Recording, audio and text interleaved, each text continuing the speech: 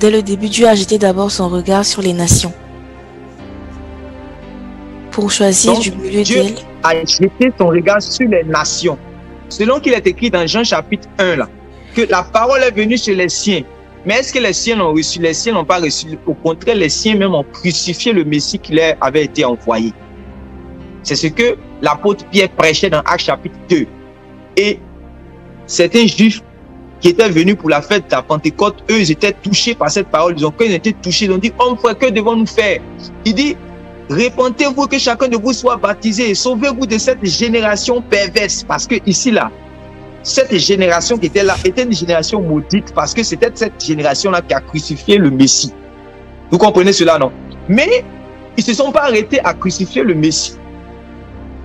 Mais tous aussi les employés du Seigneur, vous pouvez lire dans chapitre 3, 4, vous avez vu comment les Juifs, le conseil des Sanhédrin, les sacrificateurs, les Sadducéens qui ne croyaient pas à la résurrection, alors que les disciples étaient en train de prêcher, les apôtres étaient en train de prêcher que Jésus, là, il est ressuscité. Donc, ça encore, ça les énervait. Donc, ils faisaient du mal aux chrétiens. Ils faisaient du mal aux chrétiens. Et la malédiction maintenant de Dieu, maintenant, va tomber sur eux. Mais ils vont, en fait, c'était leur travail, faire réellement du tort aux enfants de Dieu. Quand vous allez lire dans les Actes des Apôtres, vous allez voir qu'on va les appeler les ennemis. Voilà, les ennemis des cieux, les ennemis de Dieu. Donc, c'est ce même travail qu'ils ont continué, hein, avec, qu'on appelle ça, mais à Smyrne, dans la ville de Smyrne, là où il y avait les chrétiens, ils se mettaient réellement avec le gouvernement pour créer des problèmes aux saints. Et ces choses-là arrivent bientôt. Ceux qui sont les traîtres de l'alliance, ceux qui marchent mal, ceux qui sont dans les fausses religions, vont se mettre ensemble pour persécuter les véritables enfants de Dieu. Et nous devons réellement préparer notre esprit à cela. Nous devons nous attacher à la parole de Dieu. Nous devons nous appuyer sur la mort et la résurrection de notre Seigneur Jésus-Christ. Nous devons nous appuyer sur l'espérance de la vie éternelle qui est en nous. Nous devons nous appuyer sur les promesses du Seigneur, afin que lorsque les rois de la terre vont se mettre réellement ensemble pour persécuter ceux qui veulent adopter les standards de Dieu, ceux qui veulent marcher conformément à la parole de Dieu, ceux qui veulent garder le commandement de Dieu et qui ont en eux le témoin du Seigneur Jésus, ceux qui veulent marcher comme des enfants de Dieu, ceux qui veulent marcher dans la lumière, ils seront persécutés. Il dit, je leur ai donné ta parole et le monde les a haïs. Il arrivera un temps où de manière générale, cela réellement va s'accomplir. Cela s'accomplit déjà dans certaines contrées. Donc, ici, nous pouvons être à l'aise. Le matin, nous nous levons. Si nous avons prévu manger du gaba, nous allons manger notre gaba. Si nous avons prévu manger du fromage avec du pain, avec un bon café, nous pouvons le faire tranquillement. Mais il y a dans certaines contrées où, si on dit que lui là, c'est un chrétien, sa vie est en danger. Même pour aller à la réunion, s'il va à la réunion, c'est pas sûr qu'il va revenir. Donc quand les gens se voient même le dimanche à la réunion comme ça, ils sont contents parce que c'est pas sûr que le dimanche prochain encore ils vont se voir. En Inde, cette persécution se vit. En Chine, cette persécution dans certaines contrées en Chine, c'est vrai que c'est le pays le plus chrétien au monde parce que c'est plus de 2 milliards de personnes qui sont en Chine. Donc, ne pensez pas qu'en Chine, c'est vrai que c'est en Asie, mais il y a des millions de chrétiens là-bas, hein, des millions de vrais chrétiens en Chine. Mais là-bas, la persécution est terrible dans certains endroits. Voilà. Les gens se cachent pour aller prier avant même. C'est-à-dire, les gens se sont battus pour qu'il y ait des chrétiens là-bas parce que c'était pas facile. Beaucoup de sang ont été versés. Beaucoup de sang a été versé. Il y avait des endroits où il n'y avait même pas de Bible que nous avons. Et en Inde, la persécution là-bas, ça continue dans certains villages. Vous savez qu'ils sont beaucoup idolâtres. Donc, les gens sont attachés à la religion de leur père. Et quand l'évangile réellement arrive là-bas, les gens doivent quitter la religion de leur père. Donc, ça va emmener la persécution. C'est la même chose aussi au Moyen-Orient. Vous voyez, chez les Arabes, ceux qui pratiquent l'islam de manière extrémiste et de manière concrète, parce que dans le Coran, il y a le djihad. Voilà, le djihad, ce qu'on appelle les djihadistes, ce qu'on appelle les Boko Haram. Donc, tous ceux qui ne veulent pas embrasser leur religion, tous ceux qui ne veulent pas embrasser leur religion seront mis à mort, seront persécutés. Vous comprenez? Donc, même si nous avons comme on appelle ça même, la grâce, je peux dire comme ça, de pouvoir nous lever le matin, aller au travail, revenir, mais il y a certains endroits où, si tu es chrétien, tu n'auras pas droit au travail. Il y a certains endroits, si tu es chrétien, tu n'auras pas droit à un diplôme, tu ne pourras pas aller à l'école. Il y a certains endroits, si tu es chrétien, tu n'auras pas droit à un champ. Il y a certains endroits, si tu es chrétien, on va te chasser réellement du village. Si tu as la chance, si on ne t'a pas tué. Vous comprenez cela? Voilà. Et même quand il y avait le coronavirus là, quand ça a commencé à devenir fort, et puis ça a commencé à secouer réellement toute la terre, en Inde, il y avait dans certaines contrées où le gouvernement a envoyé des vivres aux gens. Mais quand ils ont envoyé les vivres là, c'est-à-dire que les hindous là, ceux qui sont dans leur religion, ont dit, ils sont arrivés dans certains endroits où ils ont vu les chrétiens, on dit, si vous voulez la nourriture là, vous devez revenir à votre religion d'avant. Donc, si vous ne voulez pas mourir de faim, vous devez revenir à votre religion d'avant.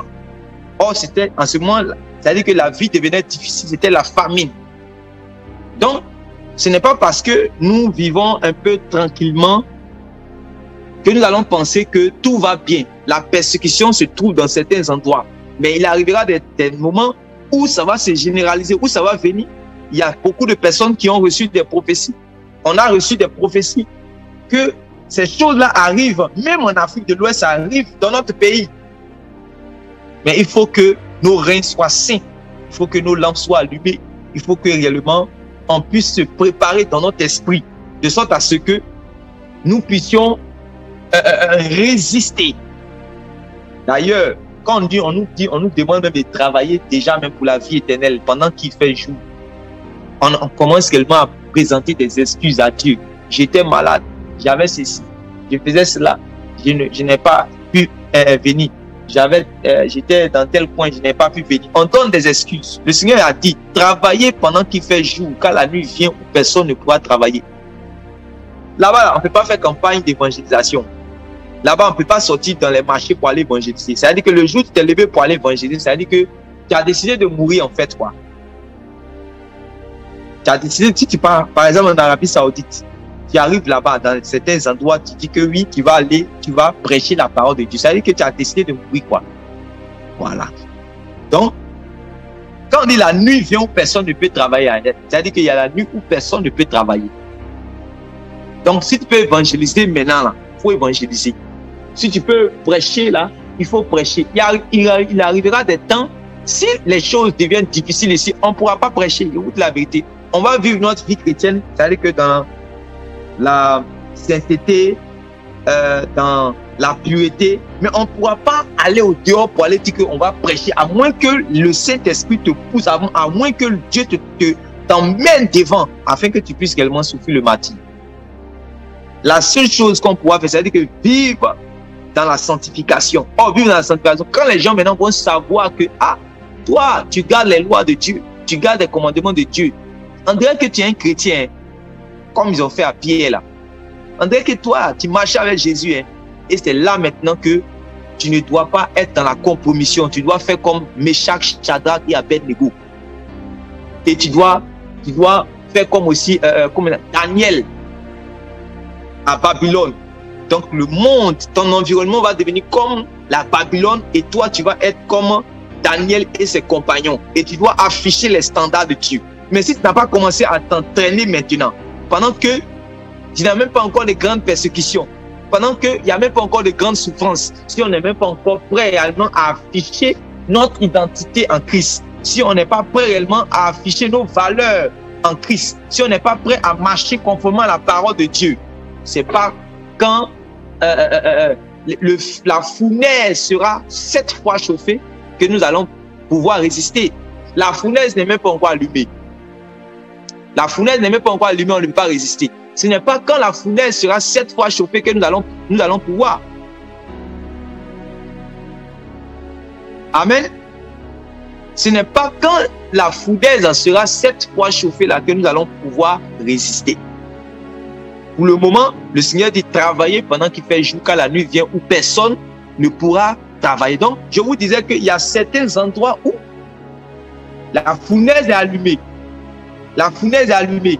Et prophétiquement, la fournaise aussi arrive vers nous. La fournaise arrive vers nous. Je me rappelle une fois, j'étais en train de prêcher, je crois que c'était en 2015. J'étais en train de parler des choses de la fin des temps comme ça. Et je disais que je parlais de la froideur au niveau des États-Unis. Et c'est comme si le Seigneur aussi me poussait à parler de la froideur au niveau de l'Europe, c'est-à-dire que des pays occidentaux, vers l'Europe là-bas.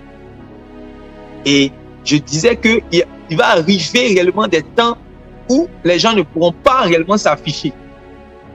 Les gens ne pourront pas brandir leur fermeté en Christ. Donc, c'est le temps de nous attacher réellement aux paroles du Seigneur. Donc, c'était pour nous montrer que il y a la persécution dans certains endroits, mais la persécution va se généraliser aussi. La persécution va arriver aussi dans les endroits où on ne pense pas. Souvent, c'est Dieu lui-même qui permet cela afin de réveiller pour voir, pour faire le tri. C'est ce que l'apôtre Pierre a dit, que l'or doit passer par le feu pour être éprouvé. Donc, on va voir notre valeur, on va voir ce que nous valons. Est-ce que vous comprenez? On va voir, prenez Jacques chapitre 1, verset 12. Jacques chapitre 1, verset 12. On va lire dans deux versions. Jacques chapitre 1, disons, on peut lire simplement même dans une version, dans 8 secondes. Jacques chapitre 1, verset 12. Écoutez bien. C'est là où vous allez comprendre. Oui, verset 12. Heureux l'homme qui supporte patiemment la tentation, car après avoir été éprouvé, il recevra la couronne de vie que le Seigneur a promise à ceux qui l'aiment. Voilà. Donc, les gens seront tentés d'abdiquer. Les gens seront tentés d'apostasier. Les gens seront tentés d'abandonner la foi. Les gens seront tentés de refroidir dans leur zèle. Les gens seront tentés de dire non à Jésus. Quand le feu de la fournaise va venir, je veux que tu lises dans d'autres versions quand tu vas voir. Dans Semeur, on dit heureux l'homme qui tient ferme face à la tentation, car après avoir fait ses preuves, il recevra la couronne du vainqueur, la vie que Dieu a promise à ceux qui l'aiment. Vous comprenez? Le vainqueur, c'est à lui qu'on donne la vie que Dieu a promis, qu'on appelle la vie éternelle. Donc, il faut combattre. Mais on va combattre quand l'ennemi arrive, c'est là qu'on combat. Mais actuellement, il faut se préparer. C'est vrai que tu combats sur certains points, tu combats sur certains niveaux, mais quand la persécution viendra, c'est un ennemi aussi qu'il faut combattre. Il ne faut pas donner le dos, il ne faut pas fuir la persécution. C'est pour cela que c'est important de parler de ces choses, parce qu'à la fin des temps, c'est l'un des ennemis farouches réellement, c'est l'un des vents qui va souffler contre réellement l'Église. Et il va nous falloir avoir la fermeté de la foi afin de pouvoir résister avec patience. Vous avez compris ce qu'il dit? Il dit avec patience. C'est pas quelque chose qui va se faire en un jour et puis bon, on dit écoute, non, c'est pas comme coup d'état, c'est venu avec lui, c'est fini avec. Non, c'est quelque chose qui va se faire sur une période. Et on doit être patient dedans. Je veux que tu lises dans une autre version, là-bas, ils vont parler de persécution, parce que c'est dans les deux versions, on parle de tentation. Mais oui. Je prends parole de vie. Le même passage. On parle de persécution là-bas. Non, ici on parle de difficulté. Voilà. On parle de difficulté. C'est ça. C'est difficulté. Difficulté ou persécution dans d'autres versions. C'est la même chose. Donc, quand on parle de tentation, c'est la persécution. C'est de la persécution dont on est en train de parler. Voilà. On dit heureux celui qui supporte patiemment la persécution. Heureux celui qui supporte patiemment les difficultés. Mais regardez les difficultés qui nous arrivent. Dès qu'une petite difficulté nous arrive net là, on abandonne. Vous comprenez? On abandonne. Même parlant de difficultés là, toujours encore, prenons dans Matthieu chapitre 13, quand on parle de la parabole du semeur.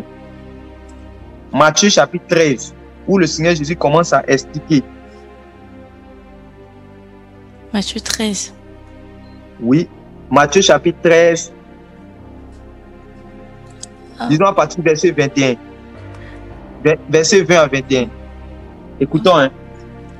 Celui qui a reçu la semence dans les endroits pierreux, c'est celui qui entend la parole et la reçoit aussitôt avec joie. Mais il n'a pas de racine en lui-même. Oui. Il manque de persistance. Oui. Et dès que survient une tribulation ou une persécution à cause de la parole, dès que survient une tribulation ou une persécution à cause de la parole, il y trouve une occasion de chute. Il y trouve une occasion de chute. Vous comprenez, non? Donc, c'est quelqu'un qui a bien commencé. On l'a appelé frère en Christ, on l'a appelé sœur en Christ, on l'a appelé pasteur, on l'a appelé prophète, on l'a appelé évêque, on l'a appelé docteur, on l'a appelé évangéliste, prophète, etc. Frère, zélé. C'était un vrai frère et personne ne pouvait nier cela. Mais seulement que l'épreuve devait venir afin que on puisse voir ce qu'il faut dans le Christ. Le ciel va voir. Vous comprenez? Donc, l'or là doit passer par le feu. Donc, c'est pour ça qu'il dit qu'il reçoit avec joie. Mais il n'a pas de persistance. Il n'a pas de... Il est inconstant. Il n'a pas de constance. Donc, il faut être ferme. Il faut être ferme. Il faut être constant. Amen. Ce n'est pas quelqu'un qui commence quelque chose puis s'arrête. C'est quelqu'un qui demeure. Si quelqu'un est en moi et qui ne demeure pas en moi. Donc tu peux être en Jésus sans demeurer en Jésus. Il y a des gens qui sont en Jésus mais ne veulent pas demeurer en Jésus. Ils sont en Jésus pour un temps. Ils ne sont pas comme cette personne qui s'assoit avant de construire une maison, qui s'assoit pour calculer d'abord s'il a les moyens pour commencer puis terminer. Mais ce sont des gens qui s'engagent sans savoir qu'on est dans une affaire de non-retour. Mon juste vivant par la foi, s'il se retourne, mon âme ne prend pas plaisir en lui. Donc, il faut savoir qu'en Jésus, il y aura les difficultés. En Jésus, il y aura les persécutions. En Jésus, il y aura les souffrances. La vie chrétienne implique les difficultés. Mais dès que survient une petite difficulté qui nous arrive déjà, on abandonne Jésus. Ce n'est pas quand la fournaise va devenir 7 fois chauffée qu'on va pouvoir. Est-ce que vous comprenez cela? Relis le verset encore. Ça, c'est le Seigneur qui disait ça. Oui. Celui qui a reçu la... Mais il n'a... Celui qui a reçu la semence dans les endroits pierreux, c'est celui qui entend la parole et la reçoit aussitôt avec joie. Il la reçoit avec joie. Oui. Mais il n'a pas de racine en lui-même. Oh Dieu, je prie que tu donnes, Seigneur, à tes enfants qui sont connectés, d'avoir, Seigneur, des racines en toi au nom de Jésus. D'être enracinés en toi au nom de Jésus. Donne-nous, oh Dieu, d'être enracinés dans ta parole, enracinés dans tes voies, enracinés dans ta foi, enracinés dans ta fermeté, enracinés, Seigneur, dans ta victoire, enracinés, Seigneur, dans ta puissance, afin que nous puissions résister à tout vent, Seigneur, afin que nous puissions résister à tout assaut du diable et du séjour des morts. Tu as dit, tu es pierre, et sur cette pierre, je bâtirai mon église, et les portes du séjour des morts ne pourront point contre elle. Seigneur, que les cohortes des esprits, des cohortes de la persécution, le vent de la persécution qui viendra pour se liguer contre, Seigneur, la Pâque, Seigneur, contre ton église, contre ton peuple, Seigneur. Donne-nous, Seigneur mon Dieu, d'être enracinés en toi. Donne-nous d'être enracinés en toi. Donne-nous d'être enracinés en toi. Donne-nous d'être enracinés en toi. Que par ta parole, nous soyons enracinés en toi. que par des jeunes multipliés en toi, nous soyons enracinés en toi. Que Seigneur mon Dieu, par la consécration dans tes voies, par la consécration dans la prière, par la consécration dans le jeûne, par la consécration dans la méditation, par la consécration dans les choses qui te concernent, par le renoncement, Seigneur, à notre propre vie, par notre attachement total et définitif à toi, nous puissions résister à tout vent du diable, à tout vent de la persécution, à tout vent des tribulations, au nom de Jésus. Amen. Et dès que survient une persécution ou une tribulation, donc le Seigneur n'a pas dit que comme je suis saint, tribulation est interdite sur moi. C'est faux. Comme je suis saint, comme je suis pur, comme je suis rempli du Saint-Esprit, alors tribulation a peur de moi. Dieu ne peut pas permettre. J'arrive là-bas. Vous voyez que pour le moment, je n'ai pas encore pris les passages qui parlent de l'avènement du Seigneur. Je veux d'abord que les paroles du Seigneur, ça puisse entrer. Comme ça, quand les autres là, quand vous commencez à lire, ça devient facile. Vous naviguez dessus. Voilà. Jésus lui-même là, qu'est-ce qu'il a dit? Voilà. Il dit, dès que survient une persécution ou une tribulation. Donc, tribulation là-haut, c'est pas pour te donner la mort, c'est pas pour te donner la souffrance, mais est-ce que la souffrance peut t'enlever de l'amour de Dieu? L'apôtre Paul a dit, qui nous séparera de l'amour de Dieu? Serait-ce la faim? Donc ça veut dire que un enfant de Dieu peut souffrir la faim. Serait-ce l'épée? Ça veut dire que quand on parle de l'épée, on peut mettre quelqu'un à mort à cause de son attachement à Jésus. Ouais, serait-ce quoi? Vous pouvez dire tout ce qu'il a dit. Qu'est-ce qu'il a dit? Serait-ce quoi encore? Tout ce. Qu'est-ce qui pourra nous séparer de l'amour de Dieu? Et l'apôtre Paul l'a cité. Il dit, rien ne pourra nous séparer de l'amour de Dieu. Ça dans Romains chapitre 8, vers le verset 30 jusqu'à 35 là-bas. Rien ne pourra nous séparer de l'amour de Dieu. Et là-bas, il a parlé, il dit, sera la tribulation. Vous comprenez? Donc, la tribulation. Il a parlé là-bas de la nudité, de beaucoup de choses. C'est pas parce que je suis tellement saint, que je suis tellement rempli du Saint-Esprit, que Dieu va dire, il est trop saint. Il est trop rempli du Saint-Esprit. Alors, il ne peut pas avoir part aux souffrances. Il ne peut pas avoir part aux difficultés. Il ne peut pas avoir part, et je vais dire le mot, à la tribulation. Jésus lui-même l'a dit. Dès que survient une persécution, je bénis le Seigneur Jésus, je lui rends grâce, je loue son nom, parce que il a dit au moins, il n'a pas dit seulement la persécution, c'est deux mots qui se ressemblent. Si on peut dire même c'est le même mot, mais je rends grâce à Dieu parce que Jésus a ajouté les deux.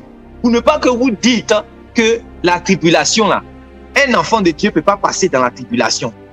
Sinon c'est le même mot, hein, mais je rends grâce à Dieu parce que Jésus a dit la persécution et la tribulation. Vous comprenez? Pour ne pas que quelqu'un dise qu'il n'a pas lu. Voilà. C'est quand Jésus a dit cela là, que vous allez voir que dans Actes chapitre 21, dans Actes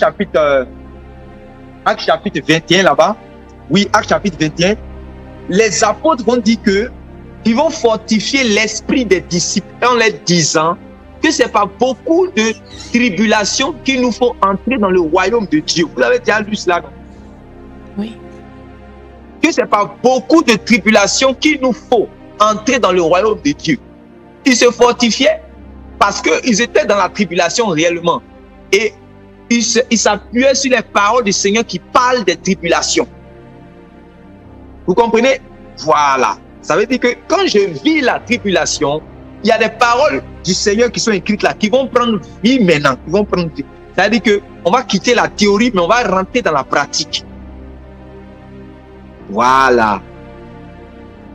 Il y a des situations qui vont nous faire quitter la théorie et qui vont nous emmener à la pratique. Et la pratique va nous éprouver. La pratique va faire sortir notre valeur. Ce que nous valons. Nous allons être éprouvés comme l'or qui passe par le feu. Chacun réellement selon que Dieu a disposé. Ce que je veux que nous puissions savoir, c'est que tous les enfants de Dieu ne vont pas forcément passer par une grande persécution. Il y a d'autres qui sont morts de manière naturelle. Tous les enfants de Dieu ne vont pas passer réellement, ne vont pas souffrir le martyre, ce qui est un privilège, ce qui est une grâce exceptionnelle. Parce que mourir en tant que martyr, réellement, c'est recevoir, c'est être auprès du Seigneur, c'est recevoir vraiment un honneur dans le ciel.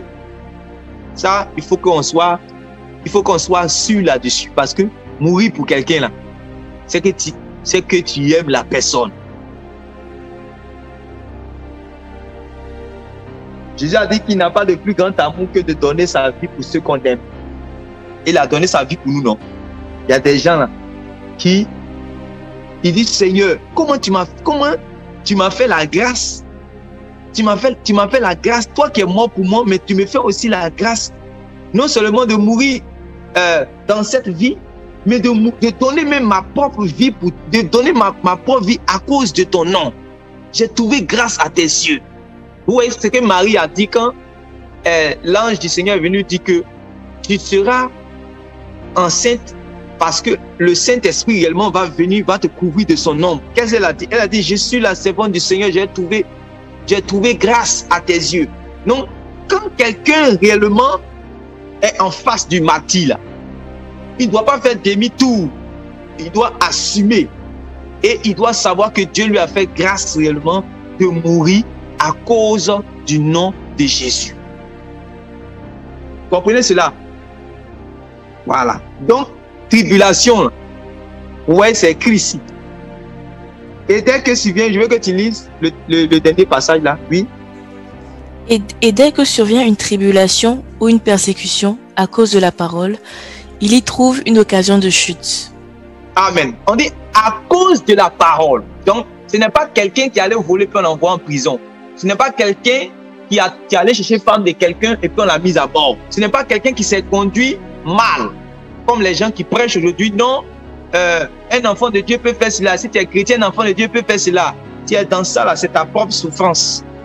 C'est ton propre poids que tu vas récolter réellement ton propre réellement salaire d'iniquité. Mais si c'est pour le Seigneur, alléluia, je veux que tu lises un passage. Vous voyez que d'abord, il a dit c'est à cause de la parole que je vous ai donné, que vous avez reçu là. Le monde va vous haïr. Et c'est ce qu'il dit. Et dès que survient une persécution à cause de ce que c'est allé voler, non.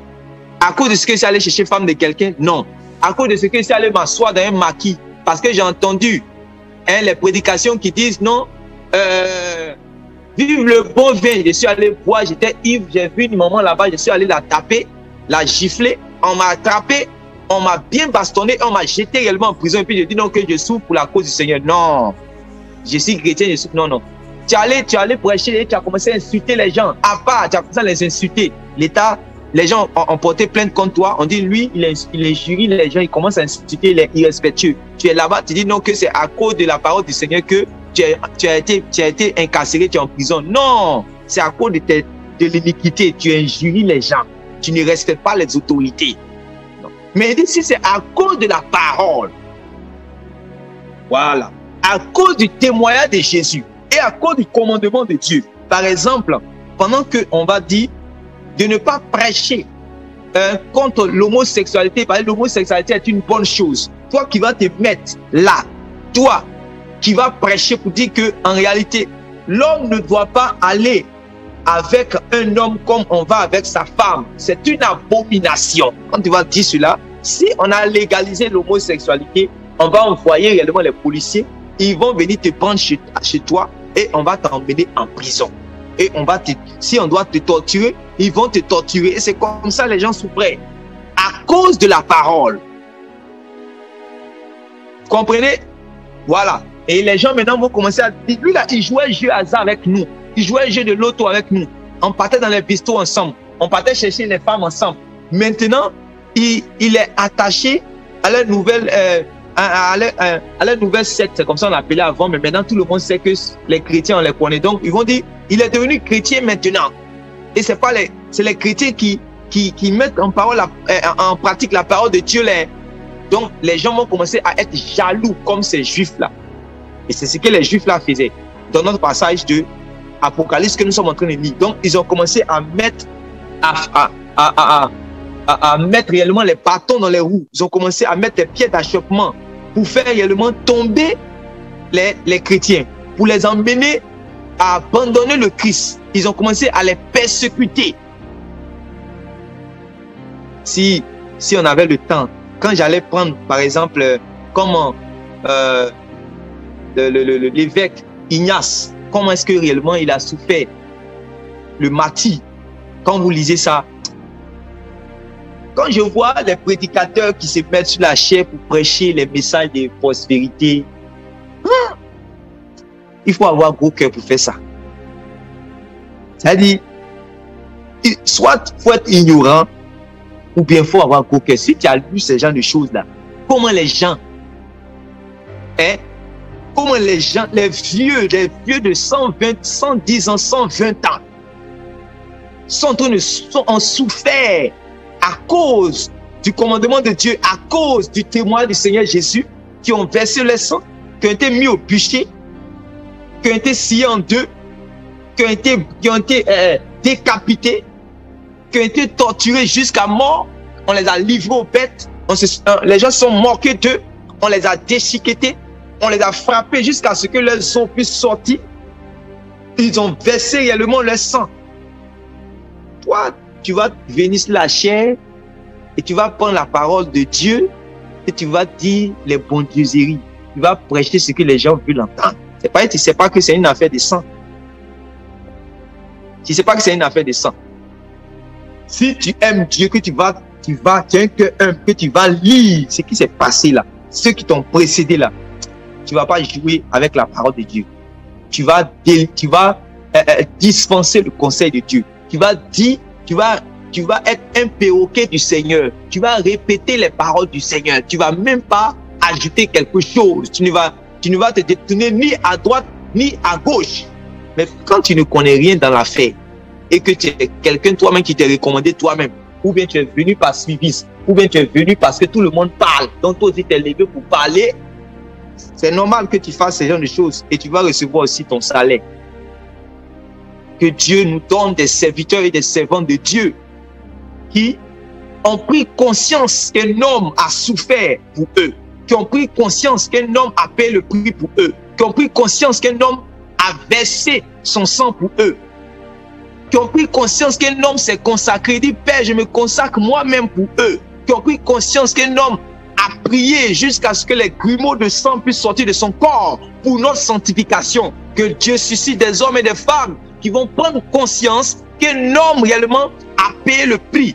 Il pouvait lui-même se délivrer de la croix de Golgotha, mais il a dit non, si je me délivre, ils ne vont pas être délivrés aussi de l'impudicité, de la fornication, de la sorcellerie, de la vantardise, de la frivolité. Ils ne pourront pas être délivrés. Alors, Père, que ta volonté soit faite. Il a vu que la passion serait difficile au point que sa chair a commencé réellement à frémir. Il a dit à ses disciples, Pierre, Jacques, Jean, venez avec moi. Venez, on va se mettre du côté, on va intercéder, on va prier. Parce que l'enjeu devient fort. La mission devient terrible. Je commence même à avoir peur. Je commence même à être intimidé. En tant qu'homme. Et il va se mettre à part. Il va commencer à prier. Il va commencer à prier. Père, s'il est possible que cette coupe s'éloigne de moi. Mais après, il va dire, non pas comme je veux. Ça veut dire que lui, en tant qu'homme, c'était difficile. Lui, en tant qu'homme, il a souffert. Lui, en tant qu'homme, il a vu que ce n'était quelqu'un devait payer le prix. Il voyait réellement la passion. Il voyait comment on allait le déchiqueter son corps. Comment est-ce que les Écritures allaient s'accomplir. Il connaissait les Écritures. Il était venu pour accomplir tout ce qui était écrit de lui. Or, dans ce qui était écrit de lui, on devait lui arracher la barbe. Dans ce qui était écrit de lui, on devait le chicoter. Dans ce qui était écrit de lui, il devait verser son sang. Dans ce qui était écrit de lui, il devait être crucifié. Dans ce qui était écrit de lui, il devait souffrir. Donc quand il commençait à voir la vision de ces choses, écoutez, la chose devenait réelle au devant de lui. Donc c'était le même qui a dit, quand vous lisez dans Hébreu, il dit, Père, tu n'as voulu ni holocauste, ni sacrifice, mais tu m'as donné un corps. C'est pourquoi, oh Dieu, je viens pour faire ta volonté. Je rentre dans le rouleau. Maintenant, lui, qui est rentré dans le rouleau, il sera face à la réalité. Bien aimé, tu peux dire une chose, mais lorsque tu es face à la réalité, tu as besoin de l'aide de Dieu parce que c'est là on va voir si ce que tu as dit, tu es prêt à l'accomplir. Il y a la théorie et il y a la pratique que Dieu nous donne. Non seulement, c'est-à-dire que d'entendre les paroles de Dieu, mais de les mettre en pratique. Que nous ne soyons pas réellement des théoriciens, mais que nous puissions mettre en pratique la parole de Dieu. Jésus nous a montré l'exemple. Il avait déjà dit qu'il venait pour accomplir la volonté de son Père.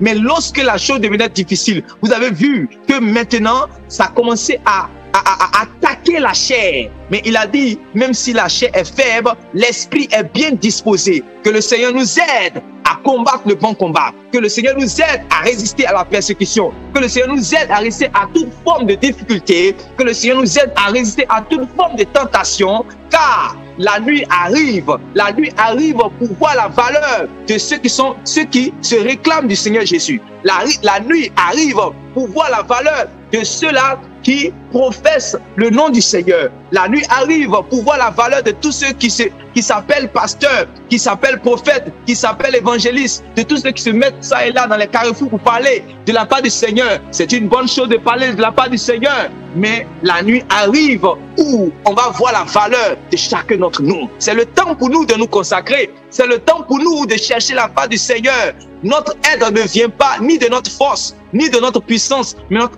aide vient de l'Éternel. C'est lui qui a commencé cette œuvre en nous. Et si nous nous attachons à lui, il achèvera cette œuvre. Si nous nous imprégnons de cet esprit, de ce que nous sommes en train de voir ce soir, il nous fortifiera dans le combat. Il nous donnera la force. C'est pour cela les gens même qui pourront venir contre nous par un chemin s'enfuiront par cet chemin. Et si nous arrivons même de croiser la mort, nous dirons gloire à Dieu. Nous dirons gloire à Dieu. Nous allons mourir comme des soldats. Nous allons attraper réellement cette épée-là et nous allons mourir avec cette épée qui est la parole de Dieu, le témoignage du Seigneur Jésus-Christ. Alléluia. Prenez courage. Prenons courage. Il dit, quand les apôtres allaient dans les églises, ils fortifiaient les disciples avec ces paroles. Le temps arrive. L'apôtre Paul était tellement prêt, il était tellement préparé, il était tellement fortifié que lorsque Agabus, le prophète, arrive pour lui dire que toi, cette ceinture que je mets là, c'est ce que tu vas vivre là-bas quand tu vas aller. Il y aura des difficultés pour toi. Il a dit, les gens commençaient à pleurer pour dire, Paul ne va pas. Il dit, moi, si je vis, ce n'est plus moi qui vis. La mort m'est un gain. Quand il disait cela, ce n'était pas la théorie. Nous récitons cela. C'est une bonne chose de dire la mort m'est un gain. Mais lorsque la mort est au devant de toi, lorsque la mort arrive, c'est là on voit si tu peux dire la mort m'est un gain. Vous comprenez? Il y a la théorie de la parole et il y a la réalité de la parole. Est-ce que quelqu'un peut être fidèle à Dieu même s'il n'a pas, même s'il n'a pas les moyens de payer son loyer? Est-ce que quelqu'un peut être fidèle à Dieu même s'il n'a pas 500 francs, 5000 francs pour payer sa pommade? Est-ce que quelqu'un peut être fidèle à Dieu même s'il lui reste 100 francs pour manger et demain il ne sait pas qu'est-ce qu'il va manger? Oui, comme cette femme, la veuve de Sarepta, où Élie est parti. Elle a dit, mais il me reste que un pain. Lorsque je vais préparer cela, il me reste que ce gâteau. Lorsque je vais préparer cela, je vais manger. Et puis moi et mon fils, nous allons mourir parce que demain on ne sait pas. Et Élie est venu dire, prépare cela, donne-moi. Et après, on va voir ce que Dieu maintenant va faire pour toi. C'était une femme de foi. Ce n'est pas pour rien que réellement Dieu a emmené. Il y avait plusieurs veuves en Israël, mais il allait jusqu'à Sidon, il allait jusqu'à Sarepta. Pourquoi? Parce que cette femme-là avait la foi. Il y a la réalité il y a ce qu'on peut dire, ce qu'on peut parler. Et il y a ce qu'on doit pratiquer. Que Dieu nous donne d'être des personnes qui entendent et qui s'attellent à mettre en pratique la parole de Dieu. Des gens qui sont fidèles à Dieu dans la disette comme dans l'abondance. Je suis fidèle à Dieu dans la disette, je suis fidèle à Dieu dans l'abondance. Pourquoi je prends ces deux extrêmes? Oui, fidèle à Dieu dans la disette, parce que lorsque réellement tu vas voir les gens peut-être qui sont autour de toi, les gens qui confessent le même nom du Seigneur que toi, qui peut-être réellement ont un certain avantage, prospèrent dans certaines voies, toi tu commences à dire, ah, mais pourquoi moi aussi je suis chrétien, moi aussi je suis enfant de Dieu, mais je ne vois pas ces choses-là s'accomplir dans ma vie. Alors si c'est ça, je vais t'abandonner Jésus. Et la personne se rétracte, la personne abandonne la foi juste à cause des choses matérielles. Dernièrement, je parlais réellement avec quelqu'un. J'avais fait un post, la personne a dit, ah, homme de Dieu, je vois que ça me concerne. Je vois que ça me concerne. La personne a commencé à donner ses plaintes, ses plaintes, ses plaintes, ses plaintes. Tout ce que l'Esprit de Dieu me disait de dire à cette personne, es-tu prête à s'aimer ta vie, à s'aimer, à la perdre pour gagner le royaume? La personne tout. Ça fait 15 ans, ça fait 12 ans que je suis chrétienne. Ça fait 12 ans que je suis dans la... Es-tu prête à s'aimer ta vie, à la perdre pour gagner le Christ? La personne tourne, la personne tourne. La personne même devait m'appeler aujourd'hui. La personne ne m'a pas appelé. Vous comprenez? Est-ce que Dieu peut être fidèle à Dieu dans les difficultés? C'est ça, l'apôtre Paul dit, je sais vivre avec Dieu. Je sais être fidèle à Dieu dans la disette. Nous sommes en train de parler de l'église de Smyrne. On avait pris Apocalypse chapitre 2. Et nous avons dit, le Seigneur a dit, je connais ta pauvreté. Il a vu sa situation, il a vu dans la situation difficile. Cette église-là était fidèle dans cette situation difficile. On peut parler de 1 Corinthiens chapitre 8 avec l'église de Macédoine, qui était dans la pauvreté, mais ils étaient fidèles à Dieu. Et aussi, ceux qui sont dans l'abondance, quand le Seigneur peut-être a vu ta fidélité, et que le Seigneur te fait certaines largesses, certaines grâces, il te bénit, il te donne les moyens, tu commences à avoir certaines choses. Et maintenant, tu commences à placer ta confiance dans ces choses. Tu commences à abandonner les choses de Dieu. Tu n'es plus fidèle dans les choses de Dieu. Tu n'es plus riche pour Dieu. Tu ne mets plus tes moyens à la disposition réellement de l'œuvre de Dieu. Tu ne penses qu'à toi-même. Tu ne penses qu'à toi-même. Celui qui sème ou sa chair récoltera de la chair la corruption. Et tu commences réellement à vivre comme cet homme-là qui a dit dans Luc chapitre 12, il avait réellement une plantation et il a dit, je vais m'asseoir, je vais réfléchir, je vais arranger tout, je vais augmenter encore ma plantation et je vais avoir encore plus, mon grenier va se remplir. Et je dirai à mon âme, repose-toi, tu vas manger, tu vas dormir, demain tu vas te réveiller, fais-toi plaisir. Et Dieu a dit, insensé, aujourd'hui même ton âme te sera redemandée. Il y a des gens qui, lorsqu'ils seront dans l'abondance, ils abandonnent Dieu. L'abondance les amène à abandonner Dieu. Ça aussi, c'est une épreuve. Il y a des gens, il a Bible dit, même 100 000 les déconvertis. 200 000 seulement, ça te déconvertit en même temps. C'est tout de suite. C'est quoi ça? On lui donne seulement que 250 000. On dit que va donner à quelqu'un. Sa foi tremble. Vous comprenez? C'est pour cela que nous devons nous préparer dans la parole. Amen. Nous devons être un avec la parole afin réellement de pouvoir vivre dans n'importe quel environnement en tant que chrétien. Nous devons nous conduire d'une manière digne de l'évangile. C'est par ces petits entraînements-là que nous, lorsque il y aura les grandes épreuves, nous allons pouvoir résister. Vous comprenez? Écoutez ce que l'Esprit dit. Écoutez ce que l'Esprit dit ce soir. C'est par ces petits entraînements, lorsque réellement nous allons nous préparer comme ça, que lorsque la grande épreuve viendra, que nous allons pouvoir résister. Vous comprenez? Dès que survient une persécution ou une tribulation. Prends Apocalypse chapitre 1, verset 8 à 9. Allons-y. Apocalypse chapitre 1, verset 8 à 9. Je suis l'alpha et l'oméga, dit le Seigneur, celui qui est, qui était et qui vient, le Tout-Puissant. Oui. Moi, Jean, votre frère. Moi, Jean, okay. Moi, Jean, oui. Votre frère. Votre frère. Et qui est part avec vous à la tribulation. Et qui est part avec vous les chrétiens. À quoi? À la tribulation. Donc, la part des gens était la tribulation.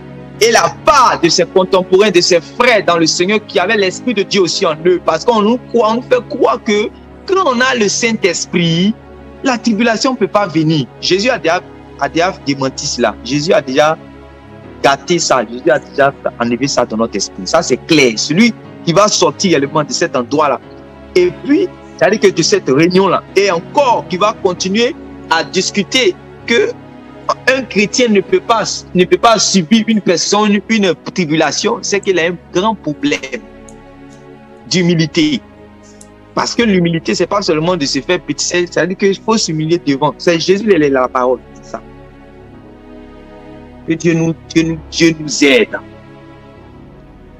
Que Dieu nous aide. Il a dit, s'ils ont fait cela au bois vert et le bois sec, les gens commençaient à pleurer sur son sort.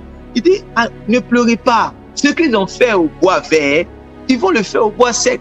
C'est de nous qu'il est en train de parler. Ça, c'est clair.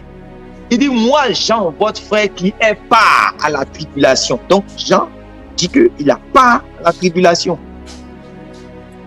Ça, c'est clair. Oui, maintenant, il va dire pourquoi il n'a pas la tribulation. Parce que ce n'est pas lui qui allait chercher ses problèmes. Voilà. Il ne faut pas aller chercher les problèmes puis mettre ça sur le Seigneur Jésus. Non. Jésus avait dit, la tribulation que les chrétiens vont avoir, c'est seulement à cause de son attachement à la parole, selon qu'il est écrit, tous ceux qui veulent vivre pieusement, selon le Seigneur, seront persécutés. Tous ceux qui veulent vivre saintement, qui veulent être fidèles à Dieu, qui veulent marcher dans la piété, ils seront persécutés. Tous ceux qui veulent garder l'enseignement, tous ceux qui veulent mettre en pratique la parole de Dieu, tous ceux qui veulent être des zélés, tous ceux qui veulent être zélés pour mettre en pratique la parole de Dieu là, seront persécutés. Donc, la tribulation vient à cause de la parole. La tribulation ne vient pas parce que l'homme marche dans la chair, parce que le chrétien marche dans le désordre. Non, non, non. Lis, tu vas voir. Lisons, écoutons bien, frères et sœurs. Oui. Et au royaume et à la persévérance en Jésus, j'étais dans l'île appelée Patmos à cause de la parole de Dieu et du témoignage de Jésus. Il dit, l'île appelée Patmos, ça c'est la prison où l'on envoyé. Il dit, c'est à cause de quoi? Tu peux lire à cause de quoi? À cause de la parole de Dieu et du témoignage de Jésus. À cause de la parole de Dieu. C'est-à-dire que l'enseignement, la parole de Dieu, les voies de Dieu qu'il enseigne à partir des Écritures, c'est dans ça qu'on appelle le commandement de Dieu. Parce que tout ce que les gens enseignent là, c'est le commandement de Dieu. Les voies de Dieu. Les lois de Dieu, c'est ça. Les instructions de Dieu. Les apôtres prêchaient cela. Si vous êtes dans 2 Pierre chapitre 3, oui, 2 Pierre chapitre 3, on dit qu'on parle du commandement des apôtres et des prophètes. On parle de cela. Le commandement des apôtres et des prophètes. Donc, les apôtres enseignaient le commandement. Vous allez lire dans 1 Thessaloniciens chapitre 4, à partir du verset 1 jusqu'à 8, où l'apôtre Paul va dire que nous vous avons enseigné comment vous devez vous conduire pour plaire à Dieu. Et il a dit, celui qui rejette ses commandements, ce n'est pas nous qui rejette, mais c'est celui qui donne le Saint-Esprit. Il dit, celui qui rejette ses préceptes. Donc, dans l'enseignement de la grâce, dans l'enseignement de la Sainte Doctrine, dans l'enseignement de la Nouvelle Alliance, il y a le commandement de Dieu. Le commandement de Dieu traverse les alliances. Le commandement de Dieu, pour nous qui sommes en Christ, on n'obéit pas. Pour nous qui sommes dans la Nouvelle Alliance, du moins, on n'obéit pas comme ceux de l'Ancienne Alliance qui regardaient réellement à la table, à la lettre morte. Vous voyez, les tables de Moïse. Mais nous, c'est de tout notre cœur, parce que Dieu écrit maintenant ces lois de notre cœur. C'est pour cela que tout le commandement de Dieu, qui était plusieurs lois, qui étaient dans le livre de Moïse, pour nous, c'est écrit maintenant dans notre cœur et ça se résume en 2 commandements. Sinon, un commandement, mais qui en 2 commandements, c'est-à-dire, tu aimeras le Seigneur de tout ton cœur, de toute ton âme, de toutes tes forces, de toutes tes pensées, et un autre que le Seigneur nous a enseigné qui suit et qui ressemble réellement à ce commandement où on dit tu aimeras ton prochain comme toi-même, ou aimez-vous les uns les autres comme je vous ai aimé. Donc un commandement qui se tourne. C'est-à-dire que l'obéissance à Dieu et c'est-à-dire que l'amour pour Dieu et puis l'amour pour notre prochain. Quand vous allez lire les 10 commandements, vous allez voir que dans les 10 commandements que Dieu va donner, il y a des commandements qui nous emmènent, qui emmènent l'homme à aimer Dieu, et des commandements qui emmènent l'homme à aimer son prochain. Voilà. Quand on dit que tu ne combattras pas la femme de ton prochain, c'est par amour de ton prochain que tu ne dois pas combattre.